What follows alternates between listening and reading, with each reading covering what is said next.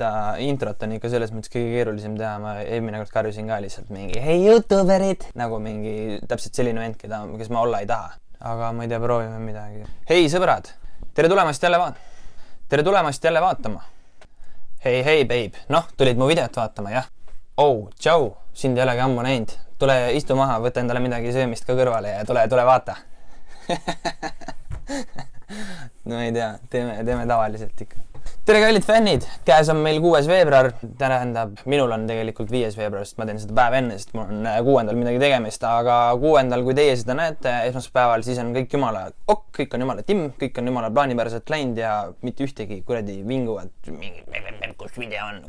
Hommikuga saates räägime niisama mingisugust möla, eelmine saade näitas päris täpselt, et võib ka niisama möla ajada ja 10 minti sisustatud saada niimoodi, et 42 inimesel on vähemalt nii palju, nad panevad isegi like, aga igatahes on meil siis käimas hommik Hugaga järjekorranumbriga 8, mis tegelikult juba tähendab seda, et me oleme päris palju siin juba jalutanud ja võib siukse väikse vahe kokkuvõtte teha.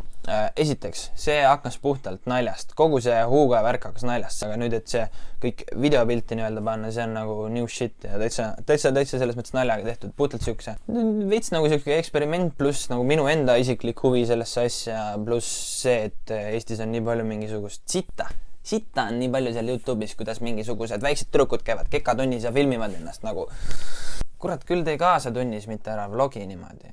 Igatahes, nagu ma mainisin 6. veebruar, täna on nimepäev Tarmol ja Tarmul, nii et Tarmo ja Tarmu, tere, tore, head nimepäeva.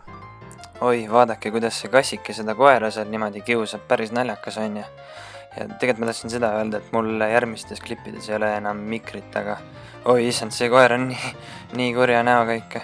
Ma tahtsin tegelikult öelda et mikker järgmistes klippides on kadunud ja vabandan selle pärast, aga ega ma selle pärast videot ei jäta tegemata. Issand, ikka on vahvad loomad ja... Aga alustame siis saatega.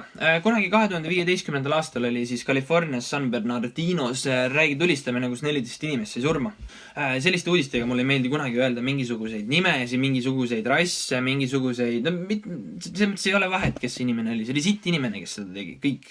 Kuigi see on jube teema tegelikult tänapäeval, et kui mingisugune natukene pruunim vend laseb mingisugune 15 venda maha, siis on tema nagu terrorist, kui sa oled siuke pikkade justiga Kurt Cobaini moodi vend, kes vihkab elu ja kooli ja laseb lõpuks oma õpetaja koos terve klassiga maha, siis tema on nagu mentally unstable ja lihtsalt siuke vaimselt täis loko vend, aga mitte terrorist. Lähed hullu arstile ja küll sa kunagi välja saad ja siis oled sa juba normaalne vend. Igatahes nüüd ma jälle läksin teemast natuke kõrval, millest ma nüüd rääkida lõpuks tahtsin, on see, et leiti sealt sündmuskohalt kunagi siis iPhone 5C, mis on siis teadagi Apple'i poolt enkrüpteeritud. Mis iganes variantidega sa ei saa lihtsalt telefoni andmetele ligi. Kui sul on seal parool peal, siis sa ei saa andmetele ligi. Sul on ainukene variant on see, et sa tõmbad selle telefoni tühjaks, sellega sa saad parooli ära, aga sellest ei ole enam sittagi kasu, kui sul neid andmeid enam ei ole. Aga FBI leidis siis maas selle iPhone 5C, mis oli selle tulistaja oma ja lootes saada siis teada mingisugust muud infot veel selle kohta, et kas tulistaja plaanis veel midagi minna kuskile, kas tal on veel mingisuguseid sõpru, kes võivad minna, mida iganes siuke informatsioon. See läks siis FBI selle telefoniga NSA-sse, mis on siis teada tuntud need, kes Facebookis meie kirju loevad ja kõik asju, sest et Facebook ei ole.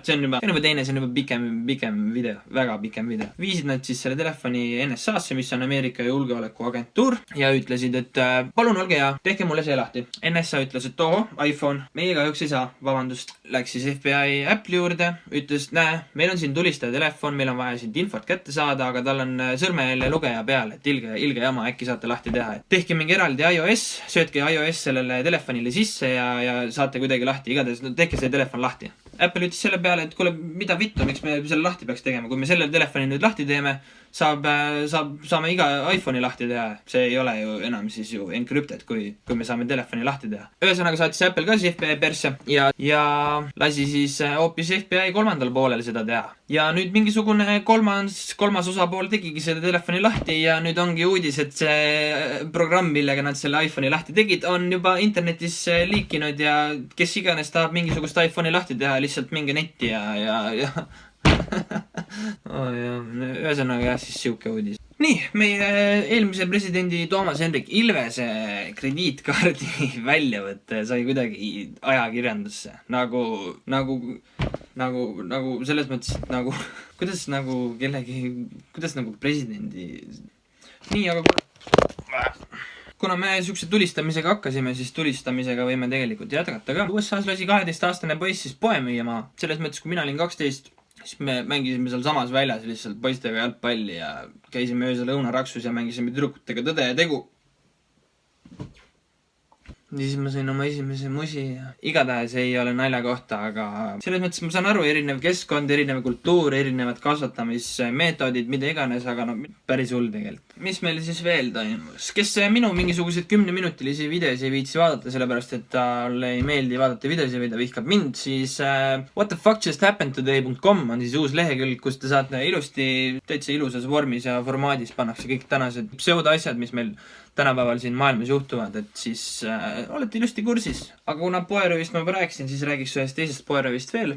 See õnneks nagu nii saatuslikuks ei saanud, kui see eelnev uudis sai, aga Tallinnas Töösse tänaval päisepäeval läks beebilust poodi vargile. No äverdusel ta seda plekki sealt kassast tahtis ja selle mõttes mina ütlen kohe ära, ma ei ole mingi snitš, ma lihtsalt tahan selle kohta paar kommentaari lihtsalt öelda juurde, et ma saan aru, et see piraaduse värk peab olema siuke aga kurat küll, see piraaduse vibe võibki olla siuke, aga kui te ise lähete kuskile kuradi poodi röövima ja see saab nagu nii palju kuradi meediakajastust, siis te keerate kõik sellega, siukse paha hakkab. Et lihtsalt kui sa praegu lähed Delfisse või Õhtulehte või kuhu iganes, see on esimesed 2 uudist on sellest. Ja see tavaline keskmine eestlane mõtlebki ainult selle peale, et kuradi beebilust, fucking röövel, kuradi vang. Aga see on siuke nussid ainult iseennast, noh. Persse küll, noh. Kuidas sa lähed nagu päisepäeva ajal kuradi röövima, noh. Võtnud siis piraatsilt kassast kiiresti õhtul mingit toot teinud ja raha tagasi ta. Mis ma veel teile pulli näitan? Mingi heasüdamlik vend läks tuletõrjujatele appi, et teeks selle aia lahti vaata. Nad taob seda seal rahulikult ja siis nagu alati siukeste videotega on, et ja mõtlen veel. Mis meil veel? Oi, vaata kui äge tiiger. Tegelikult ma tahtsin öelda, et heli läheb videole heaks jälle. Tõnis tegi Marti Allikuga pildi näiteks, siin on pilt. Vaadake, tal on Marti Alliku T-särk ka. Ma lootsin küll, et Tõnis on rohkem minu fänn, aga loodame, et tal jääb meie mõlema jaoks aega. Oi, vaata kui vahva panda. Huvitav, kas pandad on ka veganid? Tegelikult ma tahtsin öelda, et video heli läks jälle perse. Nii, aga selline see saade täna sai. Aitäh teile vaatamast ja kohtume juba järgmisel esmaspäeval.